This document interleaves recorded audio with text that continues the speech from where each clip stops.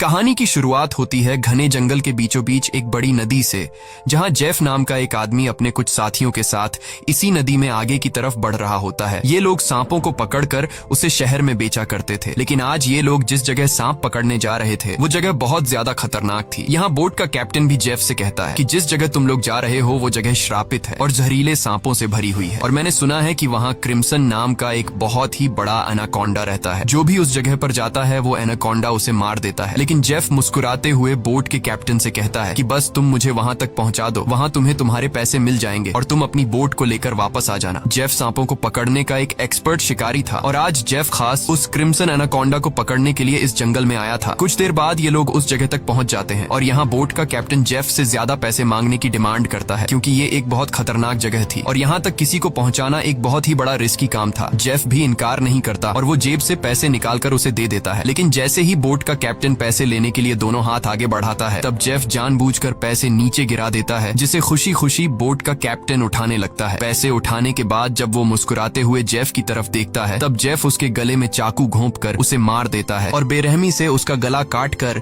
नदी के पानी में उसका सिर फेंक देता है। ये सब कुछ नदी के किनारे खड़े जेफ के साथी भी देख रहे थे। जेफ को ऐसा करते देखकर वो दोनों बहुत ज्यादा डर जाते हैं। इसके बाद जेफ अपने दो साथियों के पास आता है और उनसे कहता है कि अगर तुम दोनों ने भी मुझे धोखा देने की कोशिश की तो तुम्हारा भी यही हाल होगा। इसके बाद ये तीनों जंगल में आगे बढ़ते हुए एक जगह पर पहुंचते हैं, जहां उन्हें सांपों की एक बड़ी मूर्ति दिखाई देती है और ये देखते हुए जेफ कहता है तो आखिर क्रिम्सन एनाकोंडा की कहानी सच थी। दूसरी तरफ जेफ के साथियों को बहुत सारे सांप मिल जाते हैं, जिन्हें देखकर वो भी बहुत ज्यादा खुश हो जाते हैं। इसके बाद ये दोनों जल्दी से सभी सांपों को पकड़कर बैग में बंद करने लगते हैं, जबकि जेफ इन छोटे सांपों पर ध्यान नहीं देता और वो इस जंगल के सबसे बड़े सांप, जिसका नाम क्रिम्सन एनाकोंडा है, उसे ढूंढने लगता है। अब इन दो साथियों ने जो सांप कपड़ों के बैग में भर दिए थे, उन सांपों को अकेले एक साथी बोट तक लेकर आता है। वो देखता है कि जेफ ने जिस आदमी का गला काटकर पानी में फेंक दिया था, उसकी सर कटी लाश कुछ दूरी पर पानी में खड़ी है। ये देखकर उसे अपनी आंखों पर यकीन नहीं आया। तभी वो लाश अचानक पानी में डूब गई और तैरते हुए एक बड़ी सी चीज तेजी से उसकी तरफ बढ़ने लगी। वो आदमी डर के मारे तेजी से जंगल की तरफ भागने लगता है, लेकिन तभी बिजली की रफ्तार से एक बहुत ही बड़ा एनाकोंडा उसे जकड़ लेता है। वो एनाकोंडा उस आदमी की बॉडी पर लिपटकर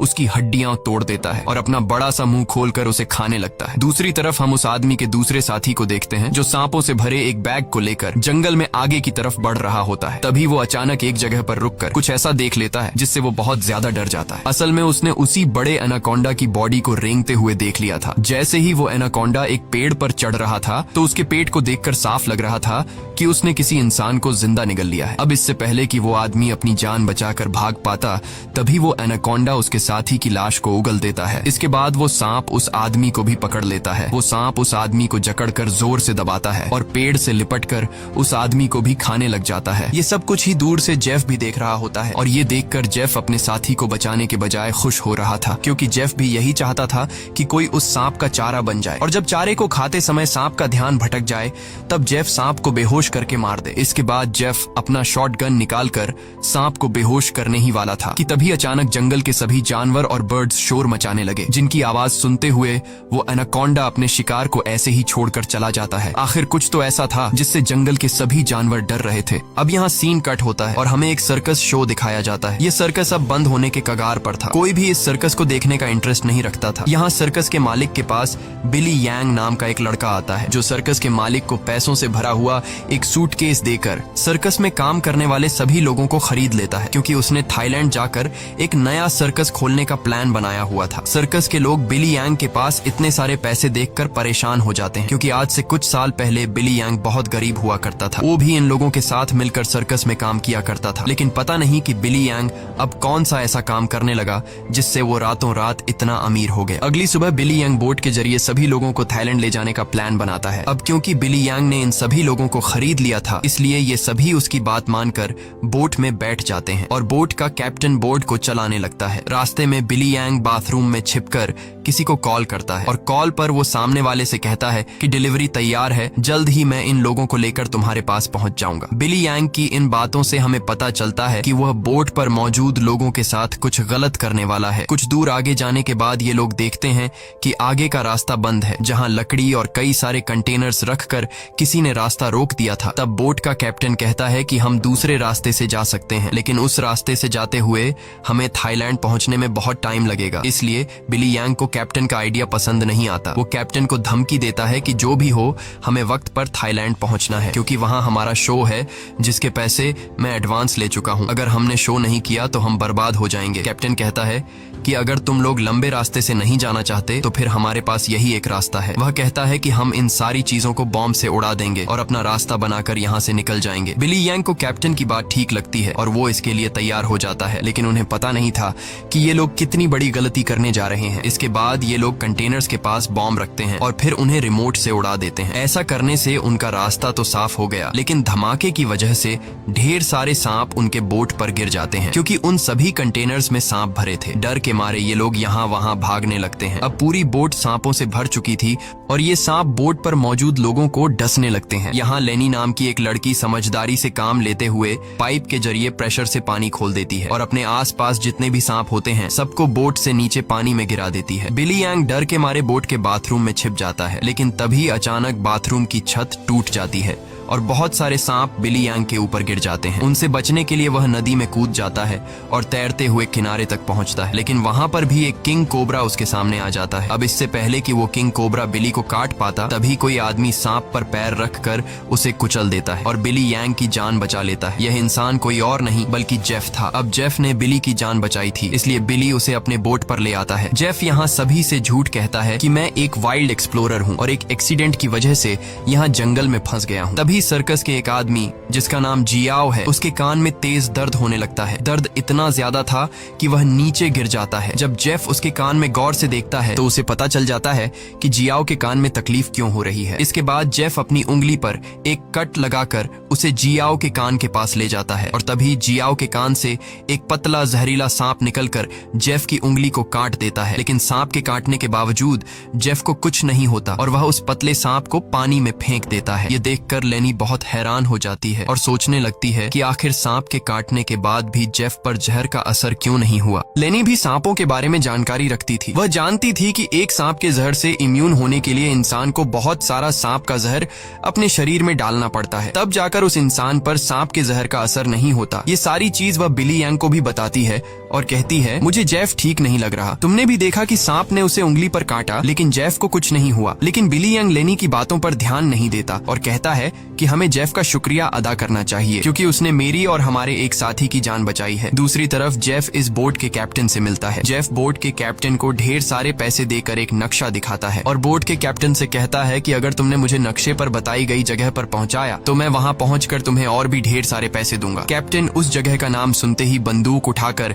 जेफ पर तान देता है। वह कहता है कि अगर दोबारा तुमने वहां जाने की बात की तो मैं तुम्हें गोली मार दूंगा। दरअसल कैप्टन भी उस जगह के बारे में जानता था कि वहां एक बहुत ही खतरनाक क्रिम्सन नाम का एनाकोंडा रहता है। यह सुनकर जेफ वहां से चला जाता है। कैप्टन बोट में बैठकर मछलियां पकड़ने लगता है, लेकिन तभी हम देखते हैं कि कैप्टन जिस फिशिंग रॉड से मछलियां पकड़ रहा था वह फिशिंग रॉड नीचे से कोई जोर से खींचता है, जिसकी वजह से वह फिशिंग रॉड कैप्टन के हाथ से छूटकर नीचे गिर जाती है। अब कैप्टन उस फिशिंग रॉड को उठाने के लिए नीचे झुकता है, लेकिन तभी उसे कोई पानी में नीचे खींच लेता है। दरअसल कैप्टन को किसी और ने नहीं बल्कि जेफ ने पानी में नीचे खींचा था। कैप्टन को मारने के बाद जेफ कैप्टन की बॉडी को उस जंगल में मौजूद एनाकोंडा को बुलाने के लिए चारे के तौर पर इस्तेमाल करता है। कुछ देर बाद सभी कैप्टन को ढूंढने लगते हैं, लेकिन बोट का कैप्टन उन लोगों को कहीं पर भी नहीं मिलता। लेनी को जेफ पर शक होने लगता है कि कहीं जेफ ने उसे मार तो नहीं दिया। वह जेफ से पूछती है कि कैप्टन कहाँ है, लेकिन जेफ कहता है कि मुझे कैप्टन के बारे में कुछ भी नहीं पता। वह यह भी कहता है कि यह जंगल है, यहाँ इंसानों का गायब होना आम बात है। तभी अचानक पूरे जंगल में एक अजीब सा शोर छा जाता है। जंगल के सभी परिंदे और जानवर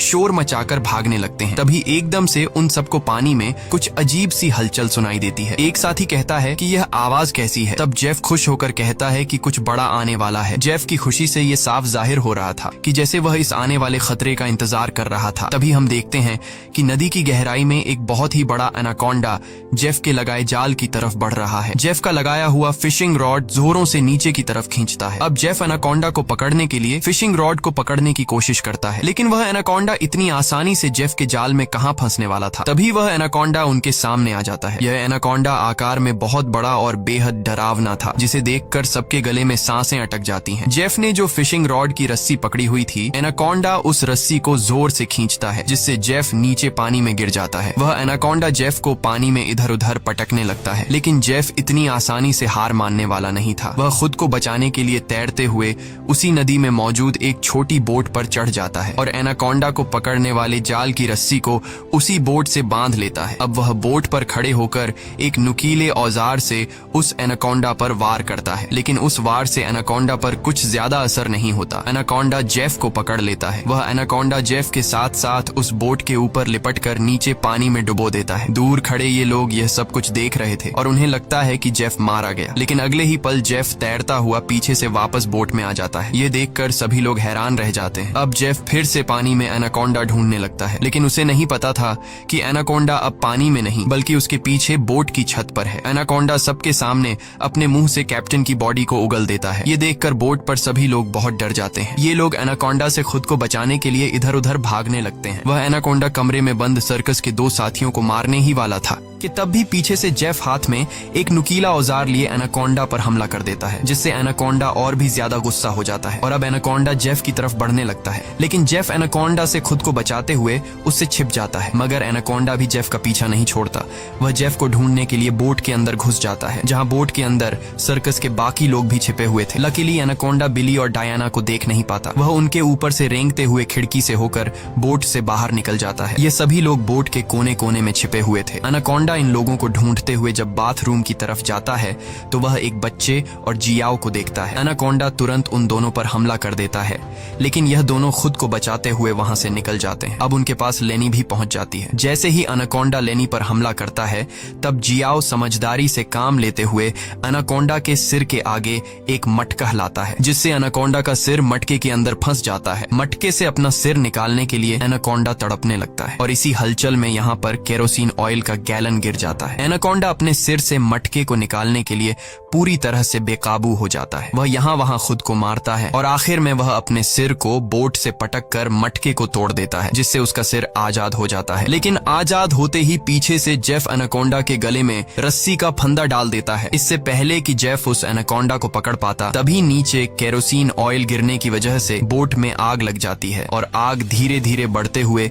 बोट में रखे बमों तक पहुंच जाती है, जिससे बोट में ब्लास्ट होने लगते हैं। तभी बोट में एक बहुत ही बड़ा ब्लास्ट होता है। अब बोट पर मौजूद सभी लोग खुद को बचाने के लिए पानी में कूद जाते हैं, लेकिन जेफ ने एनाकोंडा के गले में रस्सी बांधी थी, जिस वजह से वो भाग नहीं पाता और आग में जलकर मर जाता है। ये लोग जैसे तैसे तैरते हुए नदी के किनारे तक पहुंच जाते हैं। जहाज को जलता देखकर बिली यांग रोने लगता है। वह इस वजह से रोता है कि ये लोग अब समय पर थाईलैंड नहीं पहुंच पाएंगे। सर्कस के बाकी लोग बहुत ज्यादा डरे हुए थे, क्योंकि ये सभी जंगल के बीचों बीच थे और अब उनके पास वापस जाने के लिए बोट भी नहीं था। लेनी समझ चुकी थी कि इन सब का जिम्मेदार जेफ है। उसने इनके जहाज को एक जाल के तौर पर इस्तेमाल किया। वह जेफ से कहती है, अगर तुमने ऐसा न किया होता तो यह इतना बड़ा खतरा हम पर न आता। जेफ जवाब में कहता है कि तुम लोग जानते भी हो कि इस एक एनाकोंडा की कीमत कितनी है। अगर तुम लोगों ने इसे पकड़ने में मेरा साथ दिया होता तो आज हम सब करोड़पति होते। पैसों का नाम सुनते ही बिली यांग की आंखें चमक उठती हैं। वह थाईलैंड जाने का प्लान कैंसिल कर देता है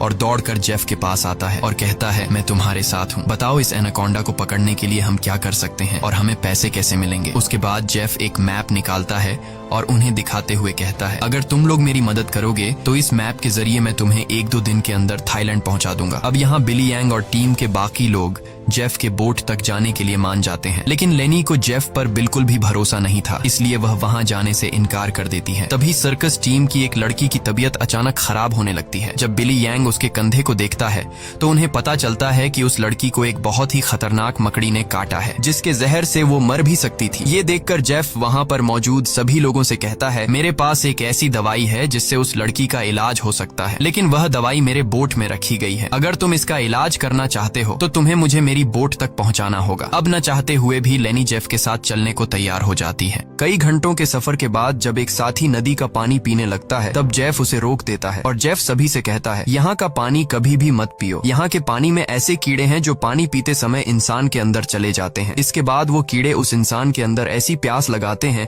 कि वो पानी पीते पीते खुद को नदी में डुबाकर मार देता है। रास्ते में इन लोगों को भूख लग जाती है। तब जेफ पास के पत्थरों से एक सांप पकड़ता है और फिर ये लोग सांप का जहर निकालकर उसे पकाते हैं और उसे खाकर गुजारा करते हैं। इसके बाद ये लोग फिर से अपना सफर जारी रखते हैं। कुछ देर बाद रात हो जाती है। रात को ये लोग पहाड़ के एक सुरंग में रुकते हैं जहाँ ये लोग आग जलाते हैं और जेफ साइड पर बैठा अपनी मैप पर बने हुए एनाकोंडा को देख रहा था। जेफ उस समय के बारे में सोचता है जब वो एनाकोंडा उसके सामने आया था। वो एनाकोंडा जेफ को मारने ही वाला था, लेकिन जेफ समझदारी से काम लेते हुए एक लकड़ी की बॉक्स में खुद को छुपा देता है। वो बॉक्स एक ढलान में रखी हुई थी, इसलिए जेफ बॉक्स को धक्का देकर रगड़ते हुए नीचे नदी तक पहुंच जाता है। अब जेफ इस बॉक्स से खुद को निकालने की कोशिश तो करता है, लेकिन बदकिस्मती से जेफ उस बॉक्स में हमेशा के लिए बंद हो गया और काफी समय तक जेफ उसी बॉक्स में फंसा रहा। इसके बाद ये लोग आते हैं। इन लोगों ने रास्ता खोलने के लिए डायनामाइट लगाकर कंटेनर तोड़ दिए, जिसमें से जेफ बाहर निकल गया और उनके साथ मिल गया। सीन फिर से प्रेजेंट में आता है जहाँ जेफ इस मैप को देख रहा था। तभी बिली यांग उसके पास आता है और कहता है, तुम उसी एनाकोंडा को पकड़ना चाहते हो ना? जेफ कहता है, हाँ, ये एक बहुत ही बड़ा एनाकोंडा है, एक ऐसा एनाकोंडा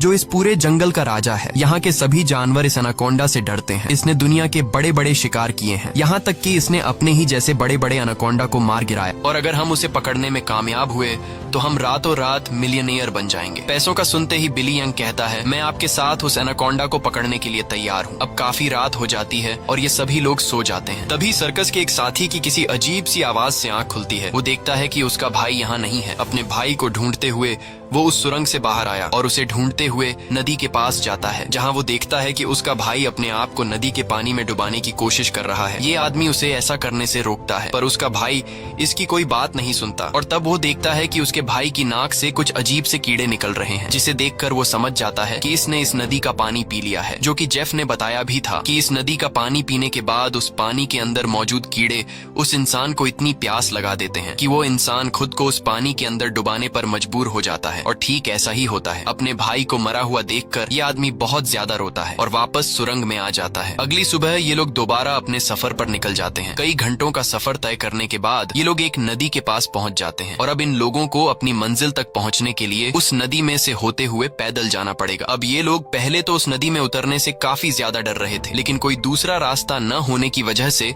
मजबूरन इन लोगों को उस नदी में उतरना पड़ता है। थोड़ा ही आगे जाने के बाद अचानक एक लड़का नीचे की तरफ इशारा करता है और हम देखते हैं कि इन लोगों को एक बड़े एनाकोंडा ने चारों तरफ से घेर लिया है। इनका एक साथी जिसका भाई रात को ही मरा था, वह डर के मारे सबके पीछे आ रहा था, लेकिन तभी पीछे से एक बड़ा एनाकोंडा उस पर हमला कर देता है और उसे बुरी तरह से जकड़ लेता है। लेनी उसकी मदद करने के लिए आगे बढ़ती है, पर वह ज्यादा कुछ नहीं कर पाती, क्योंकि उसके पहुंचने से पहले ही एनाकोंडा उस आदमी की हड्डियों को तोड़ चुका था और फिर वह एनाकोंडा उस आदमी को अपने साथ पानी में डुबा देता है। अब ये लोग अपनी जान बचाने के लिए नदी में आगे की तरफ भागने लगते हैं। कुछ देर बाद आखिर ये सब लोग जेफ की बोट तक पहुंच जाते हैं, जहां जेफ अपने वादे के मुताबिक उन लोगों को उस लड़की के लिए एंटीडोट दे देता है जिसे कंधे पर जहरीली मकड़ी ने काटा था। अब यहाँ से थाईलैंड की जमीन भी काफी करीब थी और ये सभी थाईलैंड जाने के लिए निकलते हैं, लेकिन तभी जेफ उन लोगों को रोक देता है। दरअसल जेफ इसलिए इन लोगों को इस जगह पर लाया था ताकि वो इन लोगों को चारे की तरह इस्तेमाल कर सके। जेफ उन सब लोगों से कहता है कि मैं तुम सब लोगों को वादे के मुताबिक सही सलामत यहाँ तक ले आया हूँ, लेकिन अब तुम लोगों को भी अपना वादा पूरा करना होगा, तुम्हें मेरी मदद करनी होगी। तब वो छोटा बच्चा जेफ से कहता है कि अगर तो तुम्हारी ये मदद उस एनाकोंडा से जुड़ी है तो हम तुम्हारी कोई मदद नहीं करेंगे। इनकी ये बातें सुनते ही जेफ अपनी बंदूक निकाल लेता है और बिली यांग भी चाकू निकालकर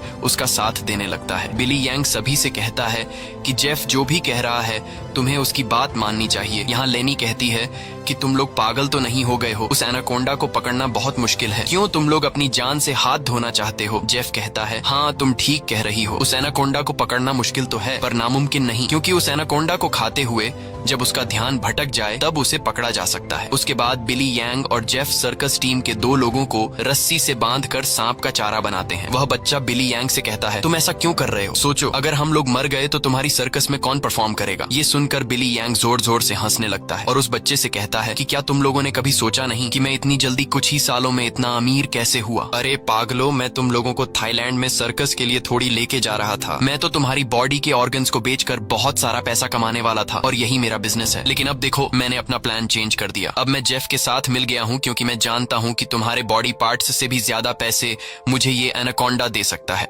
दूसरी तरफ जेफ ने उन 2 लड़कियों को भी बांध दिया था और अब वो एक लड़की से बदतमीजी करने लगा था। अब यहाँ वो लड़की समझदारी से काम लेते हुए ऐसा दिखाती है कि वो जेफ का साथ देना चाहती है। जेफ उसकी चाल को समझ नहीं पाता। वो लड़की जेफ के करीब आकर जेफ के बालों में हाथ मारने लगती है और मौका मिलते ही वो लड़की जेफ की पॉकेट से गन निकालकर जेफ पर तान देती है। अब वो लड़की जैसे ही जेफ को शूट करती है तो बंदूक से गोली नहीं चलती, क्योंकि उसको बंदूक का लॉक खोलना नहीं आ रहा था। अब जेफ गुस्से में आकर उससे बंदूक छीन लेता है और उसी लड़की पर तान कर उसे मारने ही वाला होता है कि तब तक लेनी ने भी खुद को आजाद कर लिया था और वो एक शीशे के नुकीले टुकड़े से जेफ के पेट पर वार करती है। अब जेफ लेनी को धक्का देकर पीछे धकेल देता है, लेकिन तब वो दूसरी लड़की भी जेफ पर हमला कर देती है और पीछे से लेनी भी जेफ से बंदूक छीनने की कोशिश करती है। इसी हाथापाई में गोली चलने की आवाज आती है, लेकिन पता नहीं चल पाता कि ये गोली किसको लगी। दूसरी तरफ हम उन दो लोगों को देखते हैं जिन्हें बिली यांग ने एनाकोंडा के लिए चारा बनाया था। वो दोनों बेचारे डर के मारे तड़प रहे होते हैं। कुछ देर बाद एक बड़ा सा एनाकोंडा उन दोनों को खाने के लिए धीरे धीरे उनकी तरफ बढ़ने लगता है, जबकि दूर खड़ा बिली यांग मजे से ये सारा नजारा देख रहा था। बिली यांग इंतजार में था कि कब वो एनाकोंडा उन पर हमला करेगा और मैं रस्सी को खींचकर उस एनाकोंडा को पकड़ लूंगा। लेकिन वो ये नहीं जानता था कि जहां पर वो खड़ा है ठीक उसके ऊपर से एक दूसरा एनाकोंडा उस पर हमला करने के लिए आगे बढ़ रहा है। अब इससे पहले कि बिली यांग उस एनाकोंडा को देख पाता,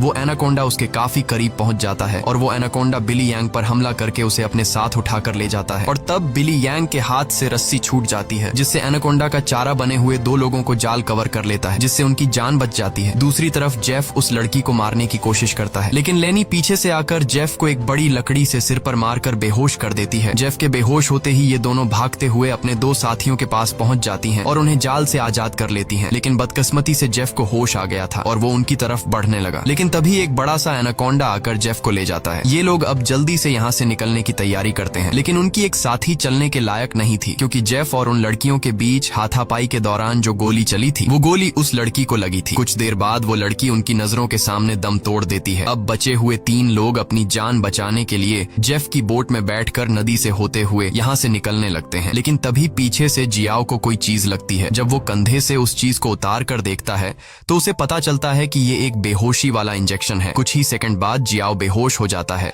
और जियाओ को बेहोश करने वाला कोई और नहीं बल्कि जेफ ही था, यानी उस एनाकोंडा के हमले से भी वो बच गया था और उसने एनाकोंडा का सिर काटकर उसे मार दिया था। अब जेफ उन तीनों को पकड़कर एनाकोंडा के चारे के लिए बांध देता है और उनके चारों तरफ तेज धार वाली लोहे की तार बांध देता है और साथ में वहाँ पर खून भी छिड़क देता है, जिसके बाद वो उनके जाल की रस्सी को पकड़कर यहाँ से कुछ दूर खड़ा हो जाता है। कुछ देर बाद कई सारे एनाकोंडास खून को सूंघते हुए उन तीनों की तरफ बढ़ने लगते हैं। ये तीनों बहुत ज्यादा डरे हुए होते हैं और उनको अपनी मौत आंखों के सामने नजर आ रही होती है। ये सभी एनाकोंडास उन तीनों को मारने के लिए उनके काफी करीब पहुंच जाते हैं, लेकिन तभी एक बार फिर से जंगल के सभी जानवर शोर मचाकर भागने लगते हैं और यहाँ पर मौजूद सभी एनाकोंडास भी किसी को देखकर एक एक करके भागने लगते हैं। लेकिन एक एनाकोंडा अभी भी उन तीनों को मारने के लिए रुका हुआ था, पर तभी वहाँ पर क्रिम्सन एनाकोंडा आ जाता है और वो उस अकेले रुके हुए सांप पर हमला करके उसे एक ही झटके में मार देता है। यहाँ हम उस क्रिम्सन एनाकोंडा को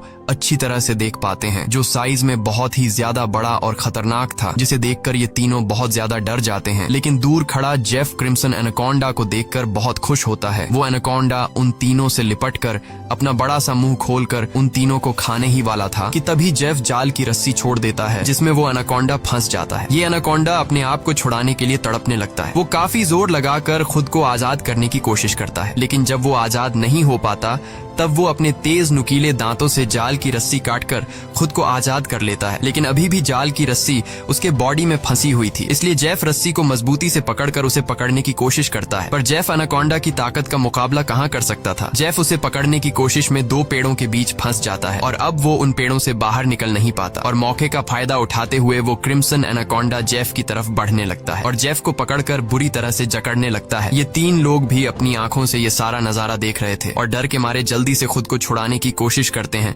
क्योंकि उन्हें पता था कि जेफ के बाद उनकी बारी है। ये लोग खुद को छुड़ाने का हर मुमकिन तरीका अपनाते हैं, लेकिन ये लोग उस जाल से निकल नहीं पाते। तभी वो छोटा लड़का अपने आप को बचाने के लिए अपने दांतों से जाल की रस्सी काटने में लग जाता है और काफी कोशिश के बाद वो रस्सी का कुछ हिस्सा काट लेता है। अब थोड़ी ही रस्सी बची थी, इसलिए वो अपने दांतों की पूरी ताकत लगाकर रस्सी को काटने लगता है, जिससे उसके दांतों से खून आने लगता है। यहाँ क्रिम्सन एनाकोंडा जेफ को बुरी तरह से जकड़ लेता है और वो जेफ को दबाकर उसकी हड्डियां तोड़ने लगता है। लगता है, जिसके बाद वो क्रिम्सन एनाकोंडा जेफ को भी जिंदा निगल लेता है। दूसरी तरफ वो बच्चा अपने दांतों से रस्सी तोड़ने में कामयाब हो जाता है और वो उन दोनों को भी आजाद कर लेता है और ये लोग नदी की तरफ भागने लगते हैं। लेकिन जेफ को मारने के बाद अब वो क्रिम्सन एनाकोंडा उनके पीछे पड़ जाता है। ये दोनों एक पेड़ के पीछे छिप जाते हैं, जबकि वो बच्चा एक लकड़ी के बॉक्स के अंदर खुद को छिपा लेता है। पर एनाकोंडा उसे देख लेता है और अब वो एनाकोंडा धीरे धीरे उस बच्चे की तरफ बढ़ने लगता है। बच्चा पूरा जोर लगाकर उस कंटेनर से बाहर निकलने की कोशिश करता है, लेकिन उस कंटेनर के दूसरी तरफ का दरवाजा बंद था। वो बच्चा चिल्लाकर उन दोनों से मदद के लिए पुकारता है और वो एनाकोंडा भी अब बच्चे के काफी करीब आ चुका था। अब इससे पहले कि एनाकोंडा उस बच्चे को मार पाता, तभी बाहर से जियाओ कंटेनर का दरवाजा तोड़कर उस बच्चे को बचा लेता है। अब ये तीनों फिर से अपनी जान बचाने के लिए एनाकोंडा से भागने लगते हैं, लेकिन ये पूरा जंगल उसी एनाकोंडा का था। इस जंगल में होते हुए ये लोग उससे बचकर नहीं जा सकते थे, इसलिए ये लोग एक पेड़ के पीछे छिप जाते हैं। पर तभी कुछ दूरी पर वो एनाकोंडा उन्हें देख लेता है। उन्हें देखते ही वो एनाकोंडा तेजी से उनकी तरफ आने लगता है। ये लोग खड़े होकर अपनी मौत का इंतजार करने लगते हैं, क्योंकि ये लोग जान चुके थे कि अब उनकी जान नहीं बच पाएगी। पर जैसे ही वो एनाकोंडा अपना बड़ा मुंह खोलकर उन पर हमला करता है, तभी एक मजबूत लोहे की नुकीली तार से उसका सिर बीच से कट जाता है। ये नुकीली तार असल में जेफ ने बिछाई थी, जिससे क्रिम्सन एनाकोंडा का खात्मा हो जाता है। ये लोग यकीन नहीं करते कि उनकी जान बच गई और ये लोग काफी देर तक उसकी बॉडी को देखते रहते हैं और फाइनली ये लोग जल्दी से उस जंगल को छोड़कर यहाँ से निकल जाते हैं। इसी के साथ ये कहानी खत्म हो जाती है। अगर आपको ये वीडियो अच्छी लगी हो तो हमारे चैनल को सब्सक्राइब और वीडियो को लाइक जरूर कीजिएगा।